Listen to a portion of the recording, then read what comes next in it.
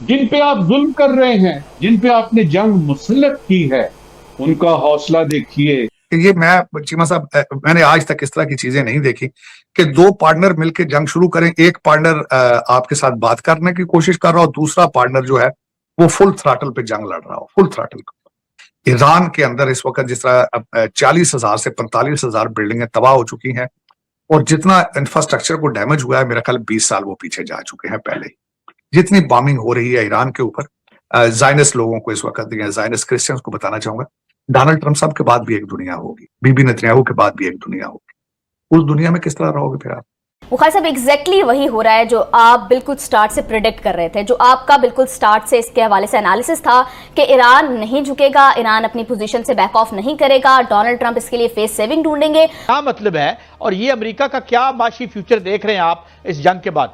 American insolvency جو ہے وہ ایک بہت سیویئر اکنامک ریسیشن اور کرائسس میں تبدیل ہو سکتی ہے. اس وقت پوری دنیا میں ایک ہی بات ہو رہی ہے کہ ایران، اسرائیل اور امریکہ جو جنگ ہے وہ بند ہو رہی ہے.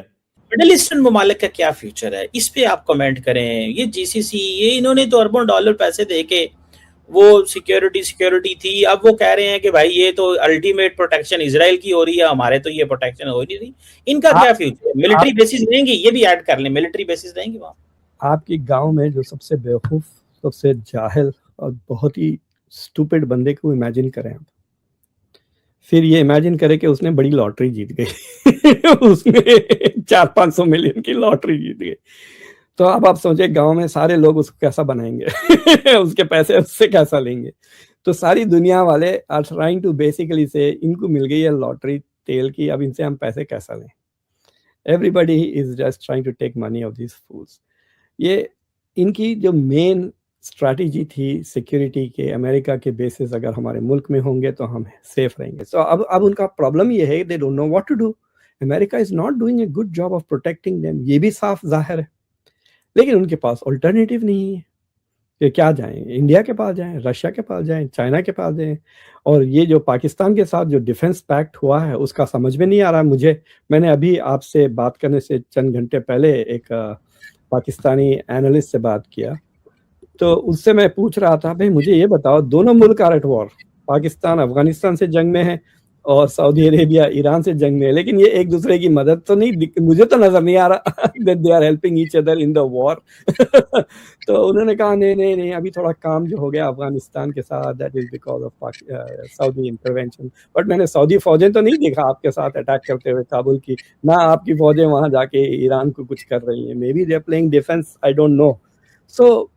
تو گلف کا پرابلم یہ ہے کہ they are not.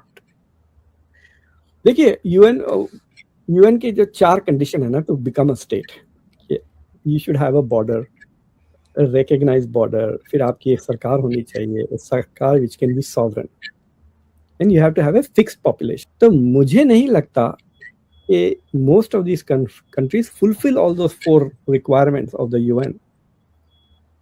ان کے پاس آبادی بھی نہیں ہے. ایران سے جنگ لڑ سکتے ہیں یو اے ای؟ ایران کے پاس فوجیں زیادہ ہیں جن کی ان کے پاس پبلک نہیں ہے. بھاگ جائیں گے سارے کے سارے ایکسپرٹس، کوئی لڑنے والا تھوڑی رہے گا.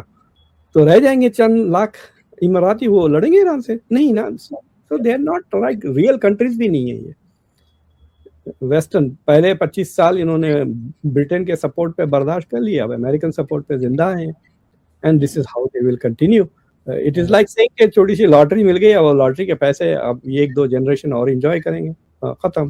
دا پوسٹ آئل جو فیوچر تھا وہ تباہ کر دیا ایران کا. تیل دیکھیے دبئی کے پاس تیل نہیں ہے، دبئی کیا بیچتا ہے؟ لائف سٹائل بیچتا ہے نا. اب آپ وہاں جائیں گے، آپ کو ایک ڈرون لگ گیا تو پھر آپ کیوں جائیں گے وہاں؟ So that is what they have lost. They have lost their post oil future.